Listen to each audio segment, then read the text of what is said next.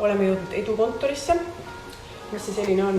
Nimi Edu on siis pärit siit altkorruselt, kus asus Edu pood, kõige tähtsam toidupood, kui ta enda saarlased kõik selle nime järgi tunnevad.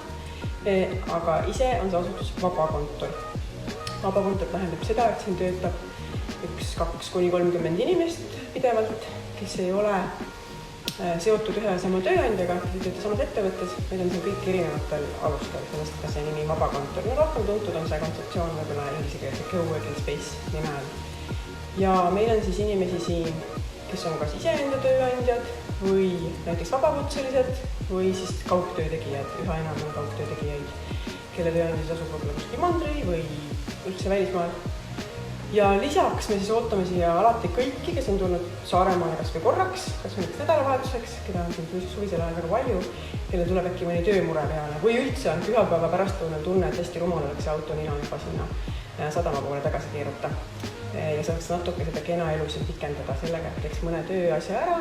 Meil on rahulik tuba, hea internet ja siin saab seda teha. Ja miks me selle siis lõime siia paari mõttekaaslasega koos 2017 juba?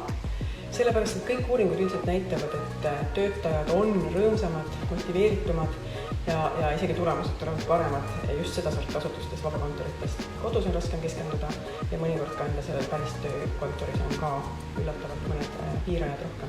Et meie kogemusega on üsna edulooks saanud, et soovitaks küll kõigile oma kodukanti midagi sarnast. Edukontor sel aastal proovib ka Saaremaal ja mõnel naabersaarel veidi hoogu sisse lükata sarnastel projektidel maapiirkondadel.